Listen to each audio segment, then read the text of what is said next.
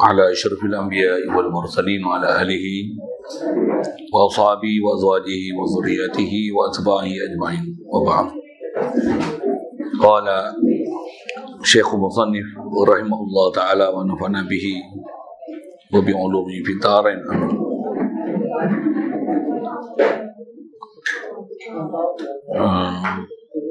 Kata musannif rahimahullah taala,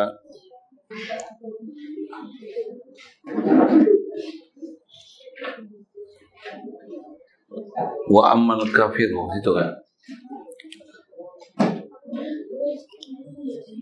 tanda saya ni pasal bulan lepas kita tak ada Rafiqul A'la tu bicara dah.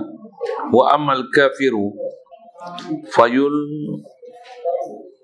fayulaqqanuhuma qata'an ma'a lafzi ashhadu biwujubihi aidan ala ma sayati fihi iz la yasiru musliman illa bihima wa an yaqifa jama'atun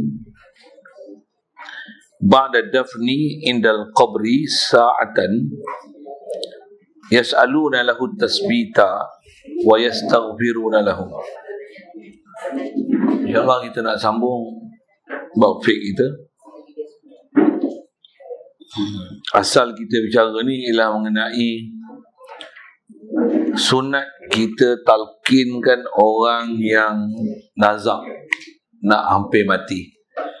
Yang terdekat kita bicara bab tu, dan kaifiat bagaimana untuk mentalqinkan ataupun mengajarkan orang yang bila nak hampir kematian ni agar dia dapat fadilat yang ada sebut dalam hadis Nabi SAW, man kana akhiru kalamihi la ilaha illallah dakhala al-jannah. Siapa yang akhir kalam dia menyebut la ilaha illallah, dia akan masuk syurga. Disyarah oleh ulama hadis, masuk dakhala al-jannah tu dakhala al-jannah ma'al faizin, ma'al nabiyyin, ma'al awwalin. Masuk syurga di kalangan bersama dengan para nabi, kalangan orang yang awal-awal masuk syurga. Kerana orang yang memang ada iman, walaupun mati tak melafazkan kalimah syahadah, tetap sah iman dia. Cuma nak ambil fadilat pasal ada isyarat dalam hadis Nabi SAW tu, supaya akhir kalam dia menyebut la ilaha illallah. Maka kerana itulah dengan apa kita dah belajar lepas, diajar oleh para ulama, tutup guru kita, bagaimana kaifiat untuk kita istilahnya duduk sebelah orang sakit, sentiasa memastikan supaya dapat fadilat mati dalam akhir kalam ni menyebut la ilaha illallah dengan akidah yang sahih. Bagaimana kaifiat dia tu, antaranya kita dah bercara macam tu, insyaAllah. Jadi sambungan kita ni, kata dia wa amal kafir. Jadi yang ada atas meja ni yang kita sebut semalam tu lah. Asalnya orang perempuan kematian suami, dia tak boleh berwangi-wangian. Dia tu tak boleh. Kalau dia yang pasang ni tak boleh.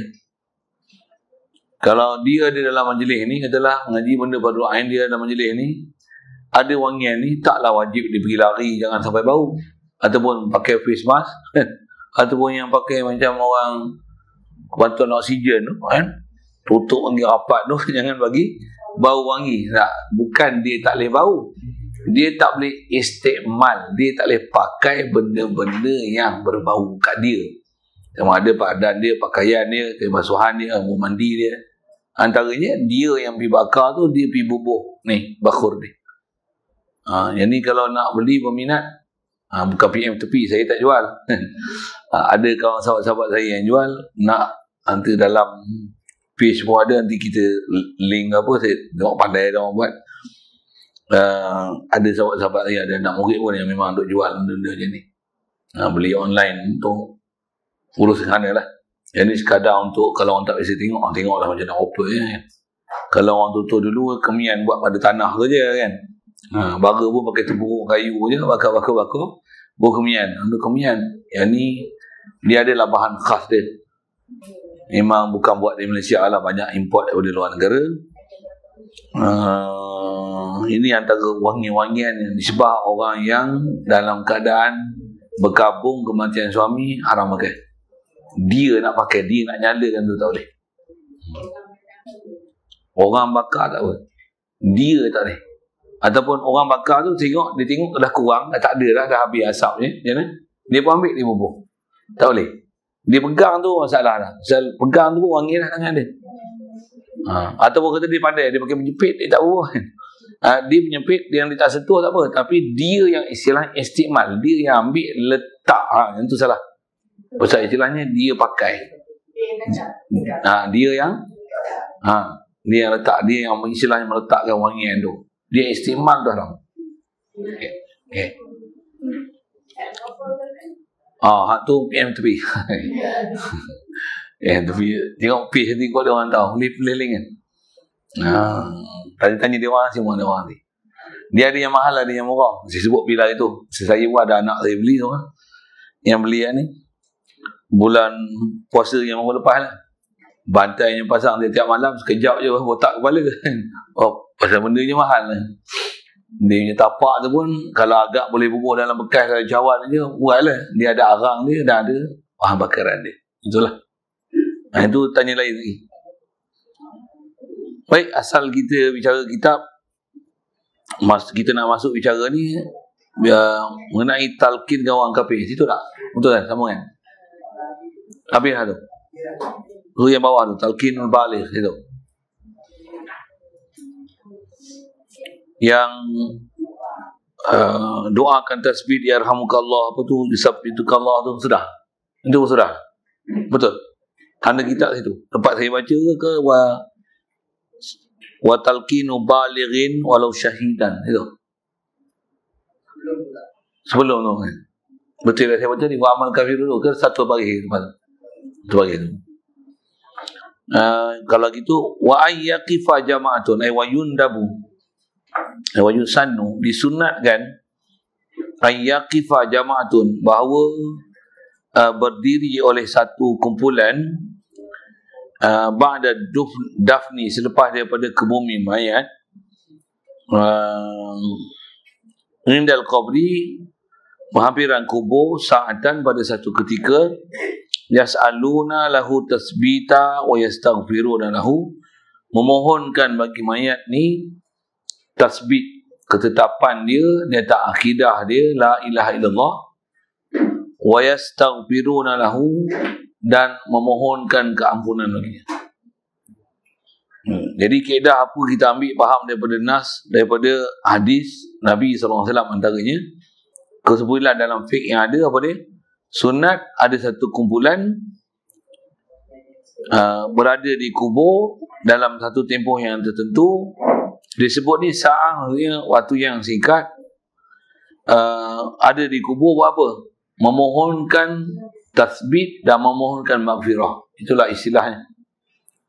Bila memohon tasbih ni maksudnya macam mana? Doakan dia. Sabbatakallah. Sabbatakallah. Itu sebutan Arab lah. Macam kita sebut yarhamukallah. Selalu orang bersin kita sebut tu kan. Dia bersin dia, kita disebut alhamdulillah, sunat kita tasmiyatul atif. Dia sebut alhamdulillah, sunat kita mendoakan dia yarhamukallah. Okey, uslub dia sama sebutan tu. Doakan dia apa? Yarhamukallah, yarhamukallah, yarhamukallah. Terjemah kira tu apa dia? Mudahan Allah Ta'ala beri rahmat pada kamu. Allah Ta'ala beri rahmat pada kamu. Allah Ta'ala bagi rahmat pada kamu. Kamu tu, doa kita tu ke mayat lah. Tempat kubur yang kita duduk tu. Sebut tu lah yarhamukallah, yarhamukallah, yarhamukallah. Tukar tu untuk lelaki. Kalau perempuan yarhamukillah, yarhamukillah, yarhamukillah. Itu saya sebut dengan lafaz fi'il madhi, dia khabariyah lafzan, insya'iyah ma'nan. Boleh juga macam ni. Allahumma, khas yang sebut tu tentang minta rahmat lah. Boleh tadi minta rahmat. Yarhamuka, yang kita sebut Allahumma arhamhu, Allahumma arhamhu. Ataupun yang kita duk baca doa sembahyang mayat tu pun sah untuk masa di mayat di kubur tu. Sembahyang mayat tu satu hal, ni doa pula di kubur ni untuk dia. Allahumma ighfir lahu warhamhu wa'afihi wa'fu anhu. Allahumma ighfir lahu warhamhu wa'afihi wa'fu anhu. Allahumma ighfir lahu warhamhu wa'afihi wa'fu anhu. Baca tu. Kalau perempuan tu kalau domir dia, Allahumma ighfir laha, Allahumma ighfir laha warhamha wa'afiha wa'fu anha. Allahumma ighfir laha warhamha. Minta ampun kat dia, minta rahmat kat dia, maafkanlah ke dia apa kesalahan dia. Allahumma ighfir laha warhamha wa'afiha wa'fu anha. Allahumma ighfir laha warhamha wa'afiha wa'fu anha. Dan minta doa tu dengan kasih sayang, minta ya Allah, ya Allah, ya Allah. Itu contoh minta ampun, minta rahmat, minta maaf, minta afwi. Kalau tasbih macam mana? Allahumma sabbithu biqaulis sabit. Kod susah kita ngapai saya tak biasa dengar kan. Kalau pendek dia sabbatakallah, sabbatakallah biqaulis sabit, sabbatakallahu biqaulis sabit. Boleh tulis tak? Boleh. Tak payah tulis ya. Tak boleh tulis. Oh, bukan macam tu. Nak suruh saya tulis. Oh. Niat ke boleh tulis, dia memang nak tulis. Suruh kita tulis.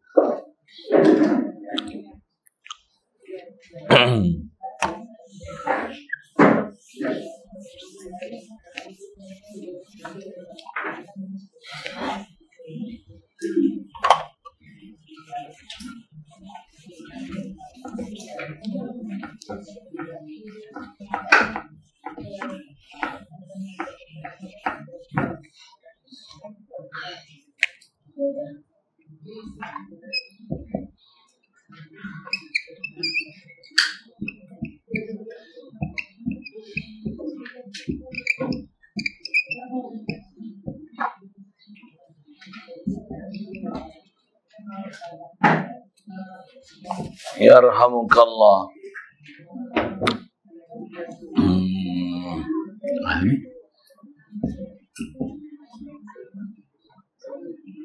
Sabata.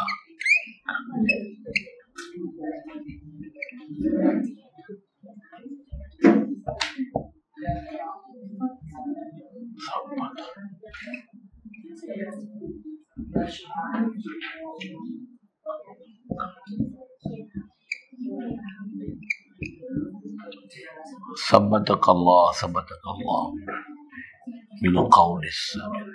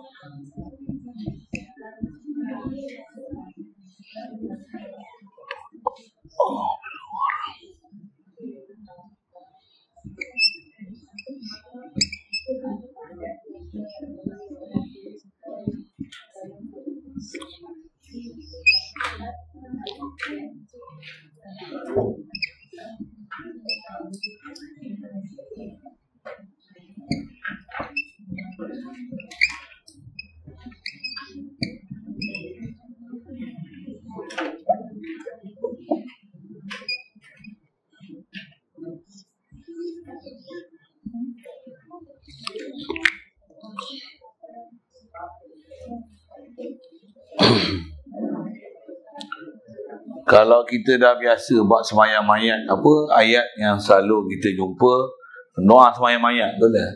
Allahumma ighfir lahu warhamhu wa'afihi wa'fu anhu. /ha tu untuk perempuan lah kan. Allahumma ighfir laha warhamha wa'afiha wa'fu anha. Jadi kat kubur tu Tuhan, sembahyang mayat lah Tuhan. Masa kita ni memang diajar untuk sentiasa banyak berdoa pada Allah. Doa untuk mayat. Tuhan kat diri kita pun. Dah sembahyang pun doa. Sebelum sembahyang doa. Lepas azan doa. Qomat doa. Semayang tu pun sendiri doa. Lepas semayang doa lagi. Bangun tu doa. Masuk masjid doa. Keluar masjid doa. Naik kenderaan doa. Pakai kasut doa. Naik selipar doa. Duduk saja doa. Doa. Doa. Zikir doa. Zikir doa. Memang ini amalan kita. Amalan kita. Jadi bila berkaitan dengan mayat, semayang mayat pun dah baca dah Allah maghfirlahu. Memang disuruh lagi kat kubur pun. Asal sebut tuntutannya, duduk sebentar di situ untuk doakan bagi dia tasbih dan mintakan maghfirah. Asal kalau saya mengaji dulu, Tok Guru selalu sebut yang atas tu lah, yarhamukallah, yarhamukallah, yarhamukallah. Saya ngaji dulu, Tok Guru biasanya dia memang baca talqin kat kubur. Bila baca talqin kat kubur, duduknya tu itulah dia gugap dulu, sabbatakallah, sabbatakallah, sabbatakallah, sabbatakallahu bil qawlis sabiti fil hayatid dunya wa fil akhirah. Itu yang panjang, saya tak nak bagi panjang-panjang, tak kita takut beban. Pendek dia tu ya, sabbatakallah, sabbatakallah, sabbatakallah. Maksudnya apa? Mudah-mudahan Allah Ta'ala tetapkan kamu, tetapkan kamu, tetapkan kamu, tetapkan apa? Sabbata bil qawlis sabit, dengan perkataan yang tetap. Maksud qawlis sabit itu adalah la ilaha illallah. Maksudnya mudah-mudahan Allah Ta'ala beri ketetapan kepada kamu dalam kubur tu. Nanti malaikat tanya, ma rabbuka, boleh jawab Allahu Rabbi. Itulah antara isi kandungan qaulus sabit. Ini doa, sabbatakallahu biqaulis sabit, sabbatakallahu bilqaulis sabit. Sebut tengok, ikut saya. Bismillahirrahmanirrahim. Yarhamukallah, yarhamukallah, yarhamukallah, sabbatakallah, sabbatakallah, sabbatakallah, sabbatakallahu biqaulis sabit, sabbatakallahu bilqaulis sabit, sabbatakallahu bilqaulis sabit.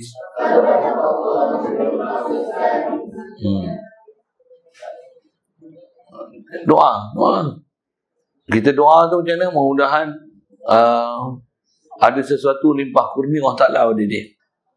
Satu sebaik-baik doa, doa dengan penuh perasaan, dengan penuh kasih sayang, supaya Allah Ta'ala merahmati dia, beri keampunan pada dia.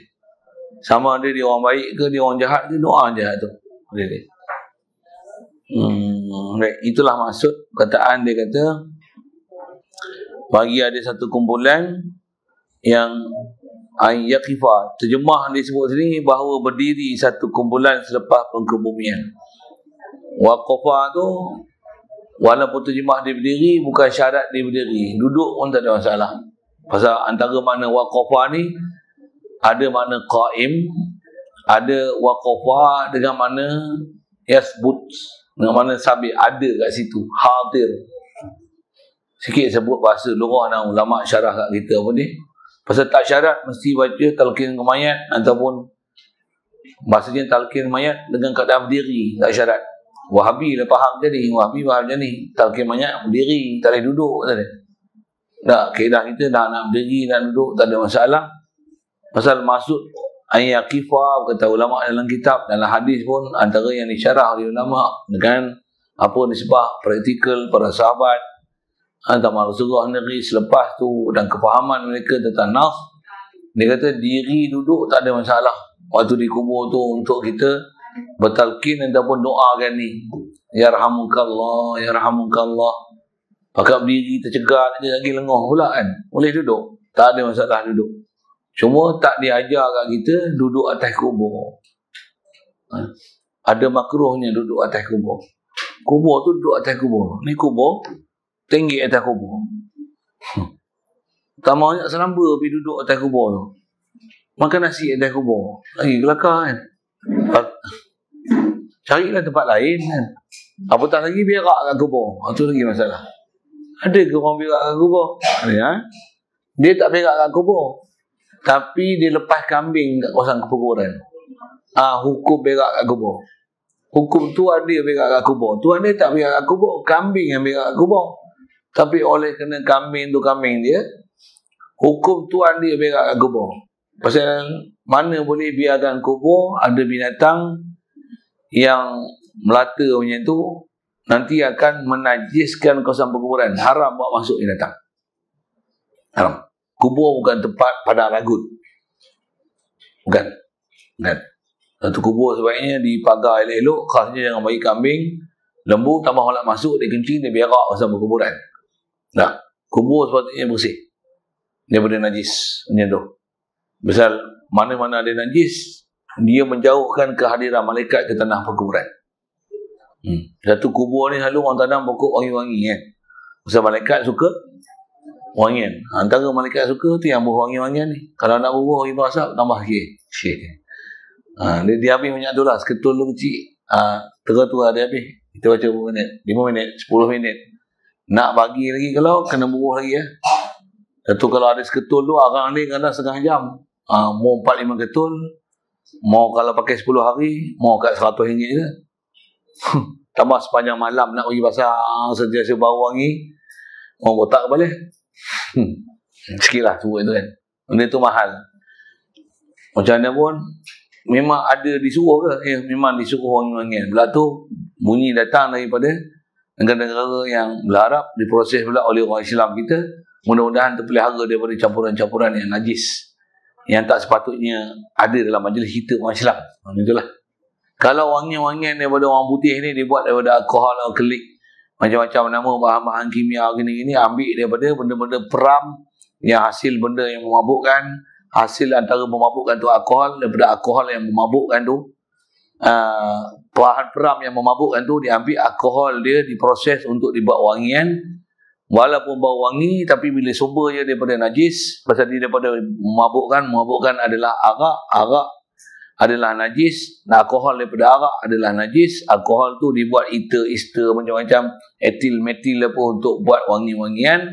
Wangian daripada sumber najis adalah najis. Itulah. Itulah. Sanitizer tu kalau ikut saya tak setuju pakai. Pasal dia daripada alkohol. Bila alkohol ni biasanya dia melalui proses pemeraman. Alkohol yang ada ni memang bukan alkohol sanitizer, dia bukan alkohol daripada petroleum. Alkohol petroleum dia beracun. Yang ni dia tak adalah beracun macam alkohol petroleum tu.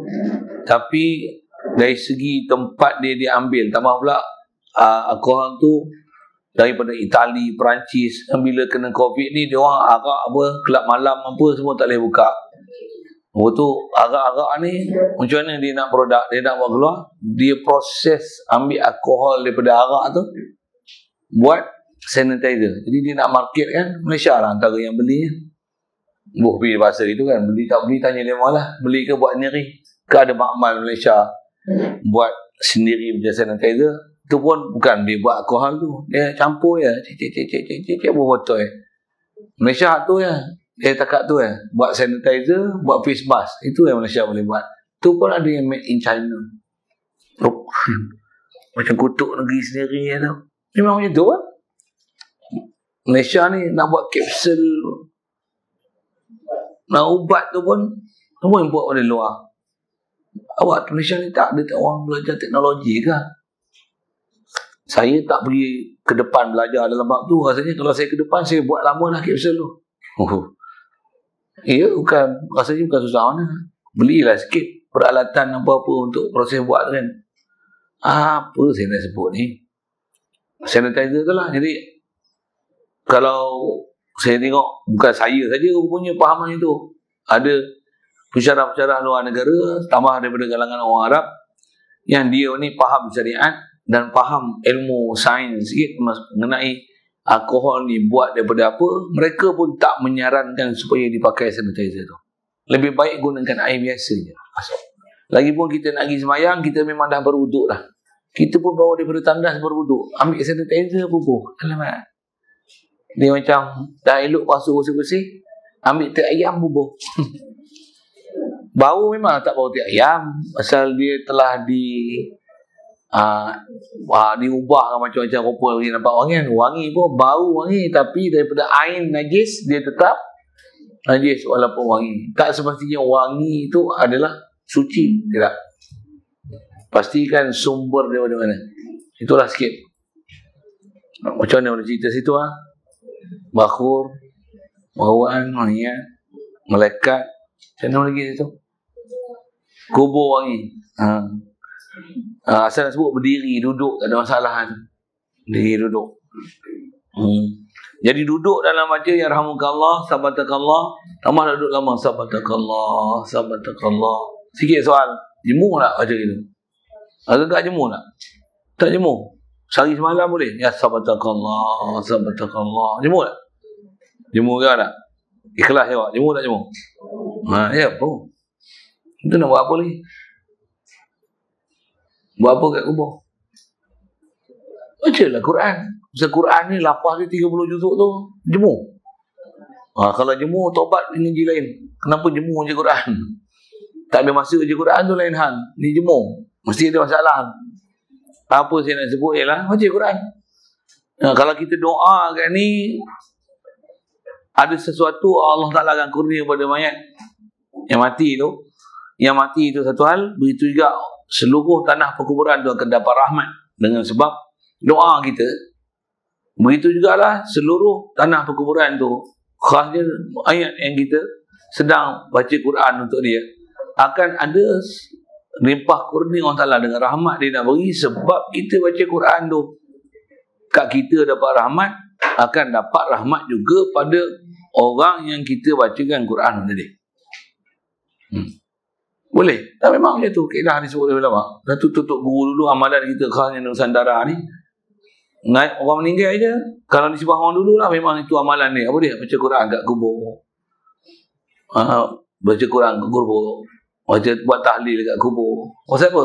Pasal memang ahli kubur ni, kita bagi salam pun dia dah sodok lah. Dia dapat rahmat dah.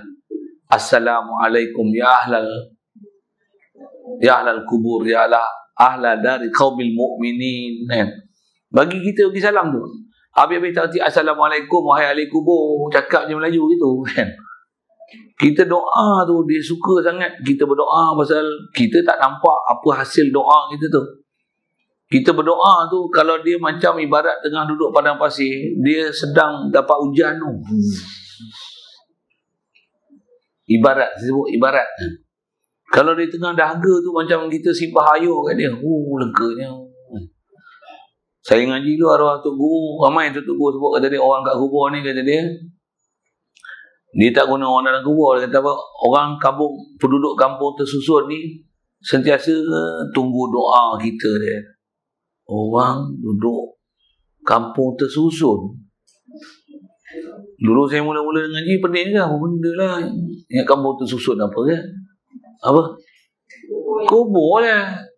Yang kubur tersusun kan. Ada juga yang tak tersusun. Tapi istilahnya dia panggil kampung tersusun. Boleh faham? Tak faham juga? Oh memang tak boleh jadi orang Melayu dia ni. Kena pergi kubur sama. Tengok macam mana tersusun tak tersusun. Rumah teres pun tersusun. Tersusun pula kat kubur semua menghadap kiblat kan. Dia tak boleh kena aku lain lah. Mungkin tak tersusun tu main pacak je mana dia nak korek. Mungkin pasal sebab tanah tak rata atau seumpamanya. Apa saya nak sebut tu ialah orang dalam kubur ni memang macam tu. Dia sentiasa menunggu-nunggu kehadiran kita. Tambah pula dia dalam keadaan sengsara, buah tu. Mereka sangat mengharap doa kita. Jadi kita datang tu bagi salam pun dia rahmat. Apatah lagi piduk tu doa untuk dia. Sabatakallah, sabatakallah. Kata pun yarhamukallah, yarhamukallah. Atau doa khas yang macam semayang-mayang ni, Allah maghfirlahu warhamhu wa'afihi wa'afu anhu. Kata dia semayang mayat, itu dah semayang dah. Itu semayang mayat, apa salahnya doa lagi sekali ni? Kalau ada orang kata itu macam ni, semalam makan nasi dah, buat apa makan nasi lagi hari ni? Kenapa? Oh, nasi kena ulang-ulang, doa tak payah ulang. Ulang. Memang antara ulangan kita, antara makan nasi dengan doa dan zikir paling banyak ulangan, lagi banyak daripada makan nasi. Nasi 10 kali sehari. Zikir kalau boleh sentiasa duduk dalam zikir. Tak zikir selawat, zikir selawat, zikir selawat. Tambah kalau dah hafal Quran, duduk mulut je Quran ni. Duduk je Quran. Duduk je Quran, duduk je Quran, duduk je Quran. Dah Quran dalam kepala. Kita tak boleh, kena pegang dan duduk je Quran, duduk je selawat, duduk je istighfar, duduk je zikir. Mudah-mudahan Allah Taala mudahkan kita tu, insya-Allah.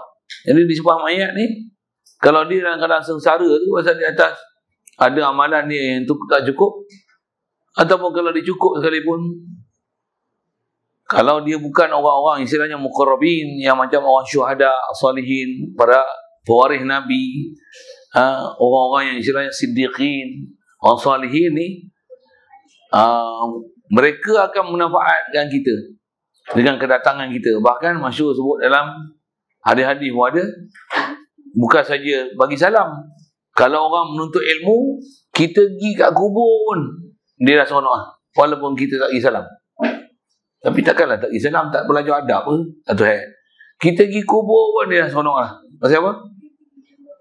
Orang menuntut ilmu ni, kita sentiasa didoakan, didoakan oleh seluruh makhluk atas muka bumi ini. Begitu juga malaikat yang ada di langit memohonkan keampunan dan diberikan rahmat pada kita. Ikan di langit, burung di udara, malaikat di langit mendoakan keampunan dan supaya kita sentiasa diberi rahmat sentiasa. Bila kita pergi kubur, sebab kita pergi kubur, orang dalam kubur tu dapat rahmat. Ni untungnya orang mengaji. Siap, sekali lalu gitu. Ni dalam mengaji, pergi doa lah, baca Quran lah. Bagus tak? Bagus. Ini amalan yang memang disebut oleh ulama-ulama kita. Kalau dia orang biasa, kita pergi dia seronok. Dengar, terbalik pula. Kalau yang kita pergi tu, kubur Nabi, kubur Rasulullah, kubur orang salihin, kubur wali, kita pergi tu, kita bagi salam satu hal, dan kita pergi tu, kita yang manfaat dengan sebab dia. Jangan tak tahu tu. Tahu ke dia kita yang datang? Kalau kita di dunia ni pernah kenal dengan dia, kita berjalan, suara kita kalau bagi salam, dia kenal orang ni bagi salam kat aku. Orang dalam kubur kenal. Kalau kita belajar hadis dalam bab mayat, bab dalam kubur ni, orang dalam kubur tu dia boleh dengar bunyi tapak kaki siapa yang lalu tanah perkuburan, masuk tanah perkuburan. Kalau kita ni jenis jalan macam ni, dia kata, kenal dah. Ni Ustaz Rozaili datang ni. Contohlah kan. Ni kenal. Tambah kita bagi salam, Assalamualaikum ya ahla dar qaubil mu'minin. Dia dengar tu, Alhamdulillah, dia doakan untuk kami. Alhamdulillah. Itu kalau orang awam.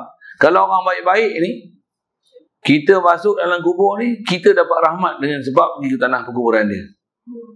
Macam mana kita pergi jumpa tutup guru alim ulama, duduk orang-orang di kalangan orang soleh, kita pergi ziarah dia masa hidup, tentulah banyak perkara kita akan dapat manfaat dia, doa dia, istilahnya sohbah dengan dia, dapat dengar perkataan dia, nasihat dia, kata-kata dia yang membangunkan semangat kita, iman kita, takwa kita pada Allah Ta'ala. Cuma bila kita mati, tak boleh dengar lah suara dia.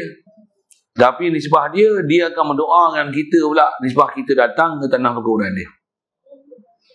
Satu, ulama-ulama yang faham perjalanan ni, tu yang dia orang rajin pergi ziarah tutup guru walaupun dah ni.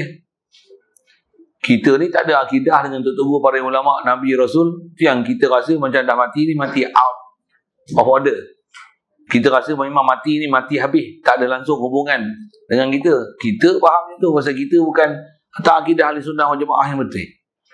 Kedah kita ahli sunnah wal jamaah ni, memang kalau dalam kubur tu khas je kalau sebut Nabi, Rasul, orang-orang istilahnya syuhada salihin, para sahabat pula yang radhiyallahu anhum wa radu anhu.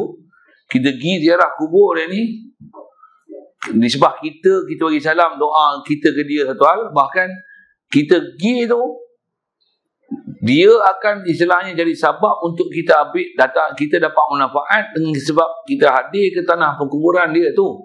Benda ni yang selalunya jarang dicerita oleh orang kita. Padahal yang tu memang sebahagian daripada kaedah kita ulama ahli sunnah wal jamaah.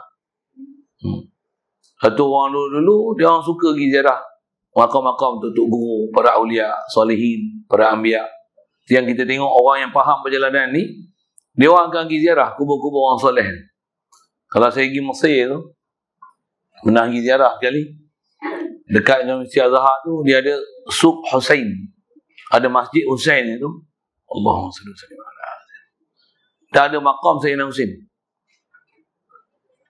Allahumma salli. Saya tak ingat, tak lupa dah. Sayyidina Husain kan dibunuh di Karbala, di Iraq. Karbala di Iraq. Jasad dia tanam tempat lain, kepala di tempat lain. Ini saya lupa fakta. Yang ditanam dekat Iraq tu apa? Jasad ke kepala? Kepala. Jasad dia dibawa balik. Tanam di Mesir. Di mana? Di Azhar. Di Mesir. Tu ada makam Sayyidina Husain. Ni masjid, dekat Masjid Azhar.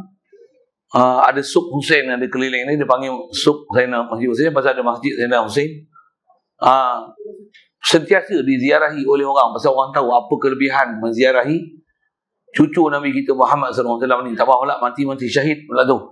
Apa saya nak sebut, orang yang faham apa hubungan Rasul, keturunan Rasulullah, ahli bait Nabi SAW, cucu Rasulullah pula. Masya Allah, pergi ziarah tu, pergi duduk tu, baca apa yang boleh. Tu yang ada istilah tawassul, doa, apa istilah nak sebut, minta supaya apa permintaan kita tolong sampaikan. Tolong sampaikan. Pasal dia orang tu dalam kubur memang jasadnya meninggal, tapi roh dia hidup. Bahkan jangan sangka mereka ni mati. Sebenarnya mereka ni hidup lebih bahagia daripada kita hidup ke alam syahadah ni lagi. Dia duduk alam barzah tu lagi bahagia daripada dia hidup, kita hidup kat dunia ni. Kalau Wahabi ni tak ada akidah ni, tak tahulah macam mana. Tak biasa dengar pun geng-geng tu duduk cerita bab alam barzah ni. Yang dia orang ada, kutuk ada. Pergi ziarah kubur je, kubur Yun, sebah kubur. Siapa sebah kubur? Ziarah kubur dia tak kerti. Takkan duduk tepi kubur, sebah kubur. Baca Quran tepi kubur, sebah kubur. Untuk duduk tepi makanan, sebah makanan. Mudah-mudahan Allah hidayah kita semua dalam betul ni. Allah. Jadi asal nak sebut tu tanggi ziarah tu lah. Satu kalau ada peluang pergi ziarah kubur-kubur orang soleh ni. Kalau pergi Mesir, pergi ziarah, pergi cari tunggu para ulama. Syekh Abdullah Badawi, makam Imam Syafi'i, sebelah dia ada makam Imam Zakaria Al-Ansari, Ibn Athaillah As-Sakandari, ramai ulama-ulama besar kita. Jangan pergi ziarah Firaun. Saya pergi Mesir, dia orang bawa juga, pergilah kan. Untuk masuk museum ada mayat Firaun itu kan. Masuk kena bayar. Tak bayar. Kubur Aulia Peri kita tak tahu apa nak pergi masuk Firaun nak kena bayar. Tak pasal. Geng-geng saya semua faham yang pergi tu. Yang saya pergi ziarah dulu. So package tu ada pergi masuk pula masuk museum. Museum tu patung tokong. Boleh faham saya apa kan? Tak faham dengar saya kata patung tokong. Patung anjing, patung ni, patung Firaun, mumia ni Ramses kepala otak bawa dia. Macam nama gini patung dia masuk dalam tu rasa macam pening kau ni pasal tokong banyak. Waktu nak pergi pula tengok mumia Firaun tu nak buat apa? Kena bayar pula. Tak bayar pakai keluar. Kata baik pergi ziarah dia. Pergi tu dapat syafaat dia orang tu pasal dia orang kenal kita pernah pergi ziarah dia. Bagi assalamualaikum kat dia, kata ni suara aku kenal pernah bagi salam kat aku dulu. Ni pergi ziarah Firaun ni buat apa tu? Kalau orang tak ada akidah, orang tak faham tu. Orang faham akidah, orang faham apa sepatutnya, tempat mana kita nak pergi. Begitu juga pergi ziarah apa? Ziarah piramid. Piramid tu kubur lah. Orang pergi piramid tak ada bisik apa-apa pun buat Wahabi ni. Padahal pergi kubur orang kafir tu. Tu kubur Firaun tu. Firaun maksudnya raja-raja yang merintah Mesir dulu. Ada gelarannya Firaun. Firaun tu kan nama khas kan. Dia ada nama gelaran. Siapa pemerintah Mesir. Dia punya piramid tu ada yang besar, kecil, penuh tu kawasan tu semua piramid aja kan. Mobil bahasa itu. Piramid aja. Tu pergi ziarah kubur orang kafir, tak ada pula dia orang kata kubur Yun. Yang pergi ziarah kubur-kubur ulama, para salihin, syuhada, salihin, wali, dia kata dia kubur Yun. Nak kelakar tu. Esok kami gambar demo pergi kat kubur Firaun tu kan. Pergi dekat Dekat piramid tu ambil ni, buat kubur Iyun, sembah kubur Kapi, sembah Firaun. Marah orang dia marah tu. Dia orang tak faham. Timbul fitnah macam-macam. Kata yang bukan-bukan pada Tutugu dan para ulama kita dan orang soleh punya amalan. Baik. Asal kita cerita masalah baca doa. Dan antara benda tu belakang kita nak sambung tu lah. Jadi yang ni antara bacaan doa waktu ziarah, waktu kita pergi kubur, masa bunuh kebumikan dia, kalau lagi ziarah pun kubur pun boleh baca ni, yarhamukallah, sabatakallah, sabatakallah, sabatakallah, sabatakallahu bil qawli sabit, Allahumma fillahu warhamhu ma'afina, nak bagdahu ha hum tu. Dia tak doa yang memang kita dianjurkan untuk berdoa itu. Antaranya bacalah bacaan Quran, sebab dapat rahmat dengan sebab baca Quran.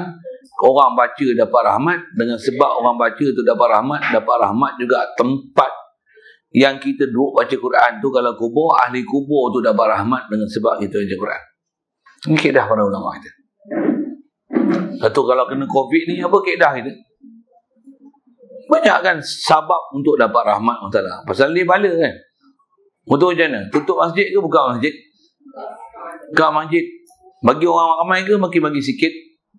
Mungkin bagi ramai. Bagi kurang majlis ilmu ke banyak majlis ilmu?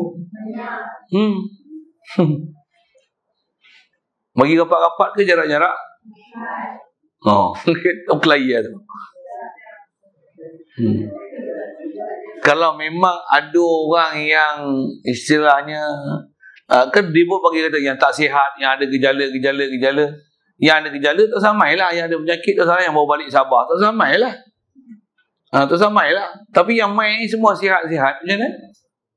Tak ada masalah. Ni semua sihat-sihat ke ada sakit? Tak ada. Okey, tak ada masalah. Duduk dalam bas pun macam ni, relax. Ada apa-apa pun main masjid pula, pergi jarak-jarak pula. Tempat sebab dapat rahmat, pergi duduk jauh-jauh. Kat market apa tengok duduk rapat-rapat, elok je. Dalam bas tengok duduk rapat-rapat, elok je pun. Kan muskil lah. Pagi hari tadi pun saya ada sebab macam ni, kena buat macam ni sikit. Kena muskil sikit.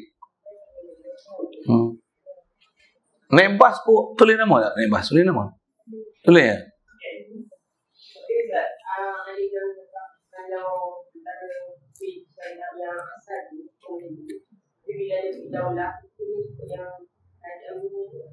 Dik Daulah tu.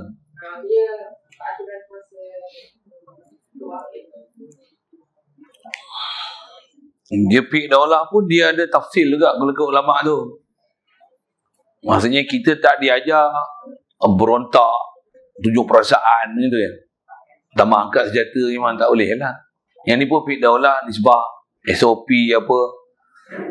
Ikutlah orang kata apa, mana yang boleh ikutlah. Tapi kalau saya duduk ngaji dengan kawan-kawan, duduk guru yang lain pun sama prinsip dia kata apa? Tak usah dulu buat berdui lah. Bahasa mudah dia tu. Maksud apa? Banyak benda yang syariat pun kita tak patuh, yang daulah hakiki, yang daulah kerajaan Allah Ta'ala bohbi masa itu pun kita tak patuh sepatuh-patuhnya, tambah nak patuh fik daulah yang demo pun tak patuh. Kacau sikit lah sebut tu kan. Musim pilihan raya boleh pula pergi Sabah. Contoh kan, masjid yang tak ada apa-apa pilihan raya tak bagi pergi. Kan? Orang yang balik Sabah boleh pergi rata-rata. Orang yang tak pergi Sabah ni tak boleh pergi mengajar rata-rata. Kan? Dia kena muskil gitu. Jadi memang ada Pik Daulah dari sudut umum pemerintah, selagi tak suruh benda maksiat taat. Tapi kalau ikut dari segi sebab, katalah misalnya macam saya nak sebut tak? Saya sebut ni saya belajar sebut lah. Payah sangat sikit. Allah sedih-sedih. Saya berat-berat ni. Kalau ikut saya muntah hijau lah ni. Macam itulah sekali lalu. Allah sedih-sedih mana. Baik, lalu itulah saya sebut. Tadi asal nak sebut sebab dapat rahmat tu.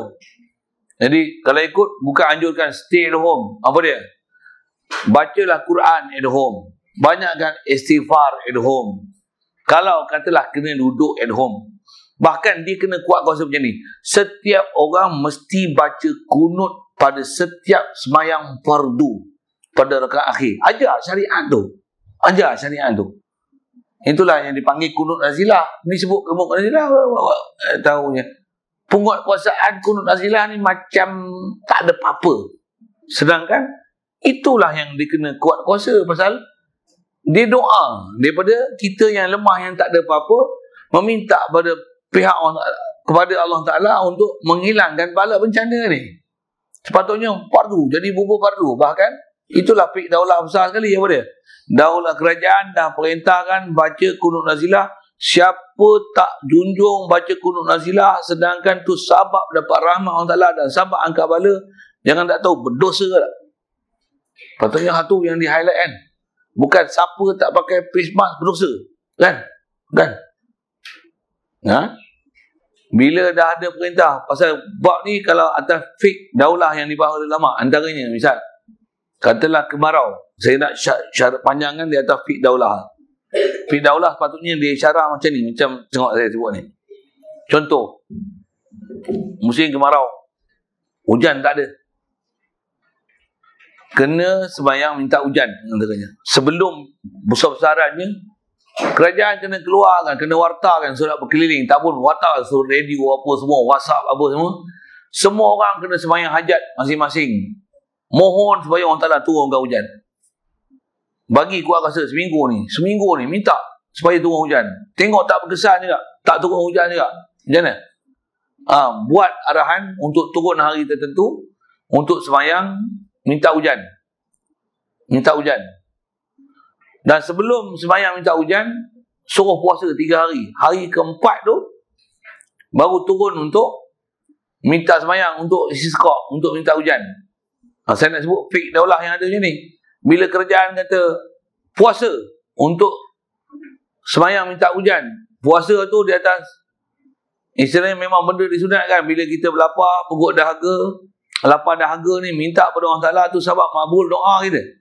Lepas tu ajarkan prinsip ampun daripada dosa, banyakkan mohon pada Allah Ta'ala. Dengan kita dalam keadaan kekurangan air dan penuh dahaga, masih yang sama juga berpuasa. Nak sebut hukum fiqh fidaulah yang ada apa? Siapa tak puasa berdosa, walaupun tak ada penguatkuasaan. Nak sebut fiqh tu kan? Sepatutnya yang ni yang dikuat kuasa kan. Tambah pula Majlis Agama Islam, yang ni lah dia kena kuat kuasa. Bukan dia kuat kuasa tak pergi masjid, dia kena kuat kuasa baca doa kunut. Tahan tu bukan tanya face mask, tahan baca doa kunut. Saya nak tunjuk apa sepatutnya kuat kuasa yang ni buat. Tahannya orang sembuh semayang. Engkau sebab kena COVID-19. Bukan. Saja tunjuk tak lagi. Orang sebelah. Sebelah. Tahannya semayang tu. Jemaah tak? Kau semayang kat rumah, orang semayang kat masjid, semayang kat rumah. Keluar. Turun. Saja nak kuat kuasaan tu ialah penguat kuasaan supaya berjemaah, mengaji. Kau baca Quran lah ni, tahan baca Quran lah ni. Tak baca, berhenti, baca Quran 2 muka pun jalan. Boleh faham saya sebab apa kan? Yang ni sepatutnya buat kuasaan untuk orang semua sentiasa taat, banyak selawat, baca selawat tafrijiyah ke apa ke. Pasal minta kelepasan dengan Allah Ta'ala, dengan uslub taat Allah Ta'ala. In tansurullah yansurkum. Kamu tolong agama Allah Ta'ala, taat pada Allah Ta'ala. Wa man yattaqillah yaj'al lahu makhraja. Dia bagikan kita jalan keluar daripada pandemik COVID-19 ni. Wa yarzuqhu min haitsu la yahtasib. Tapi kita tak diajar tu. Prinsip dia apa? Makin jauh daripada rahmat. Tutup masjid, tutup surau. Tu memang ada turu kita ramai yang pangkang dalam babak tu. Cuma suara ni tak dipakai. Pasal suara orang marahin. Orang duduk bawah, low profile, tak ada sijil, tak masuk TV3, tak masuk TV Hijrah. Mana masuk? YouTube adalah saya kan. Tapi mana masuk? Yang masuk tu suara artis. Itulah sebutnya tu. Suara-suara tutup guru tak pernah dirojok. Kan? Orang yang betul-betul takwa ni tak pernah dirojok untuk minta pandangan dia, nasihat dia. Macam mana nak menyelesaikan isu-isu kepala macam ni. Yang dirojok ahli kesihatan. Seolah-olah ini saja kaedah kita untuk mencari maslahat dan macam mana nak pulihkan balik apa kita punya masalah. Okay, lalulah ke sana. Lalu ke sana. Okay. Oh, tak ada juga nak baca rasanya. Jadi kita baca serangkap je lah tu kan. Asal nak cerita masalah sunat mendoakan si mayat, bagi salam. Saya ada sebut mengenai masalah akidah kita pada kubur awliya, ziarah kubur, berdoa di sana, baca Quran di sana. Dan yang tu sebab kita dapat rahmat. Apatah lagi banyakkan selawat dan salam atas Rasulullah tu pun Masya Allah. Benda-benda macam ni yang dah ditinggal dalam masyarakat kita tu yang dapat satu-satu bala. Dan bala ni sebenarnya untuk mengingatkan kita dan balik pada Allah Ta'ala semula. Bukan kena bala makin jauh daripada sabab untuk dapat rahmat Allah Ta'ala. Okay? Yang tu benda kena renungkanlah. Renungkanlah. Perkara tu. Jadi kalau kata kerajaan tak buat pun macam mana? Kat kita kena susun baca Quran kita, zikir kita, selawat kita, istighfar kita, doa kita, doa kunut kita yang atas nama kunut nazilah tu. Dia bukan sembahyang hajat minta tak. Dia lagi besar amalan kunut nazilah ni, tahu mana? Setiap sembahyang fardu baca kunut pada rakaat akhir. Itulah panggil kunut nazilah. Macam mana subuh tu. Dan Rasulullah memang antara amalan dia waktu kena bencana, yang Rasulullah memang antara itulah kawan kita Imam Syafi'i ambil fik.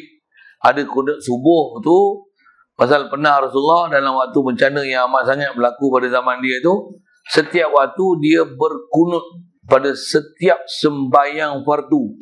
Yang pada rakaat akhir dia akan berkunut. Itulah dia panggil kunut nazilah. Okay, lalulah situ. Kalau nak solat hajat. Tapi solat hajat tak ada kunut nazilah. Lepas tu berdoa dengan kunut nazilah tak ada masalah.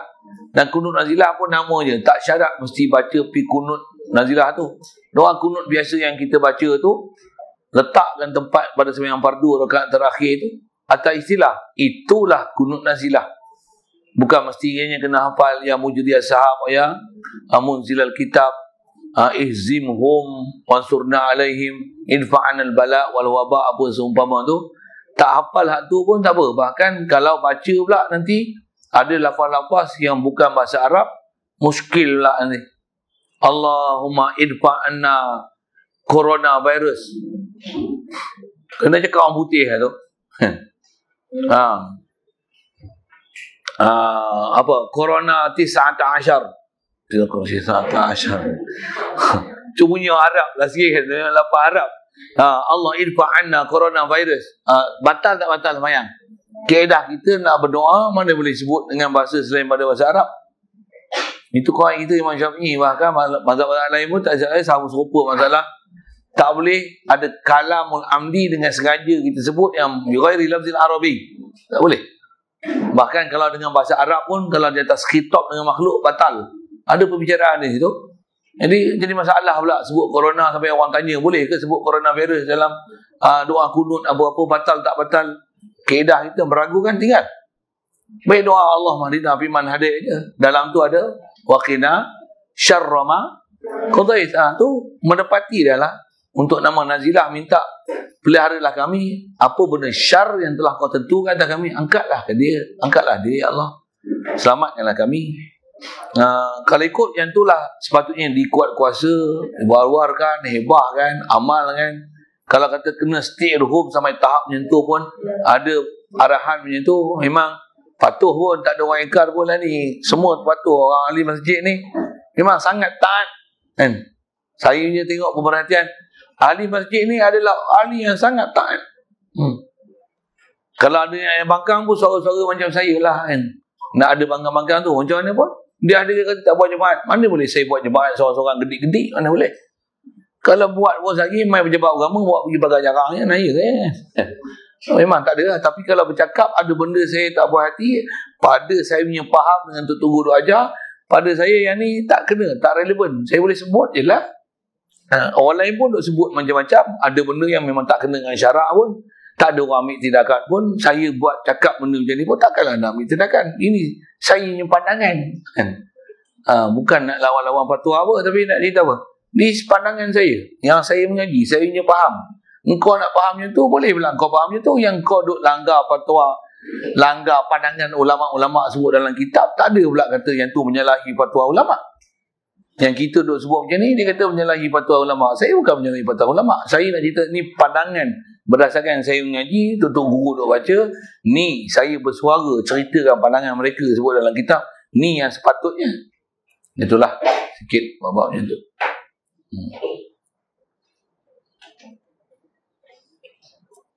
InsyaAllah kita sambung nanti. Wa talqinu balighin walau syahidan ba'da dafnin. InsyaAllah sambung itu. Pasal kita bicara ke depan ni memang masalah kubur yang banyak. InsyaAllah. Soal kalau ada kita tu. Ya. Belakang.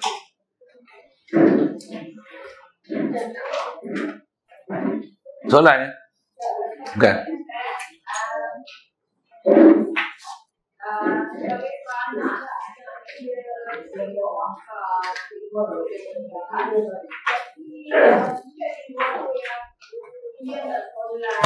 Ya.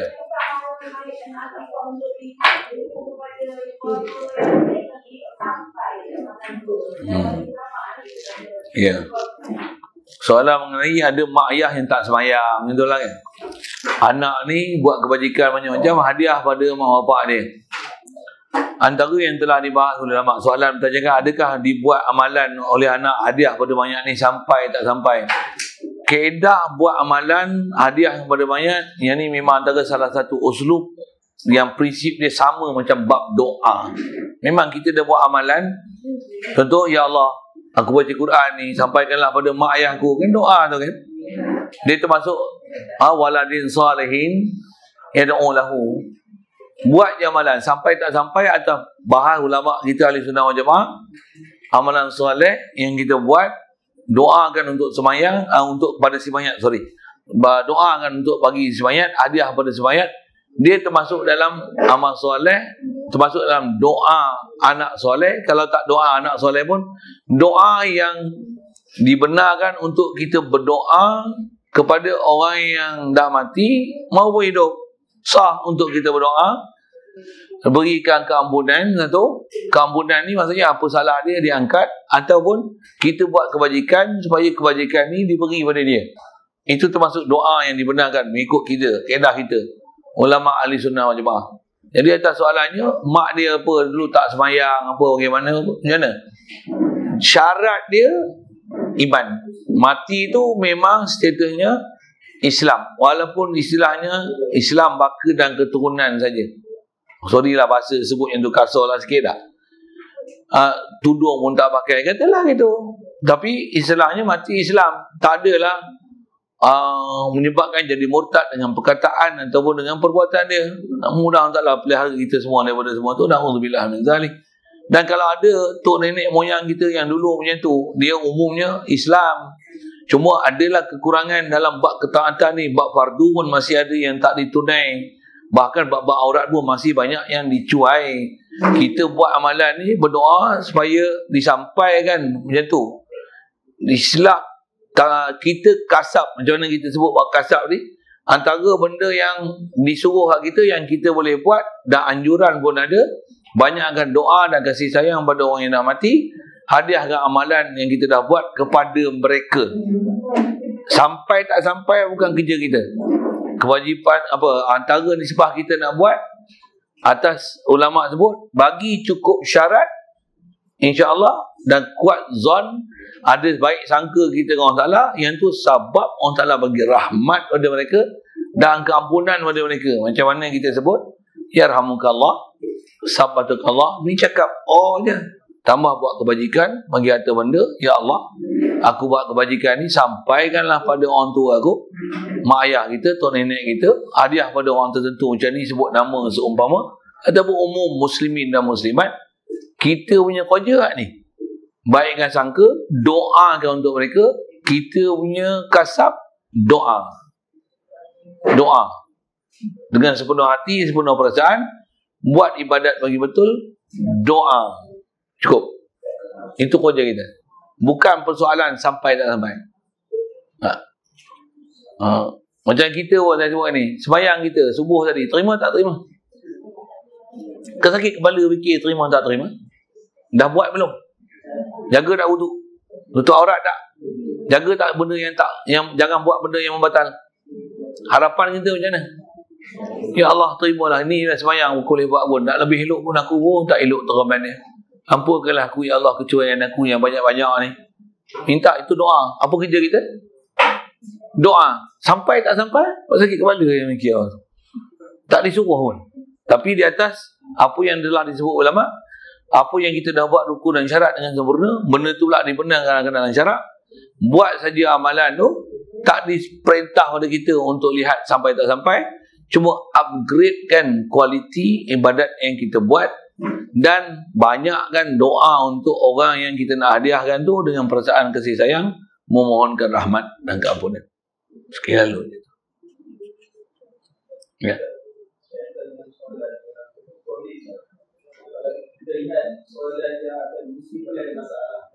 Ya.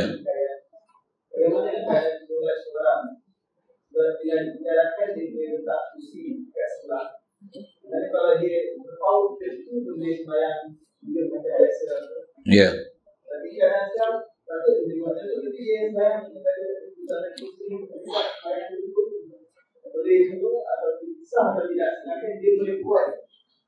Dengan keadaan yang sempurna tapi bertumpangkan pada kerusi. Yang tu pun banyak umur jumpa ni bab tu. Sebab tu nak cerita panjang. Prinsip sama. Maksudnya apa yang sepatutnya taklif kat kita buat dengan solat sempurna, sebagai qiyam, berdiri, sujud, rokok, sepatutnya boleh buat. Pasal makan boleh pula duduk, dan kencing berak boleh pula duduk, duduk biasa pun boleh duduk. Tapi sembahyang atas kursi, kan kena betulkan pahaman bab tu.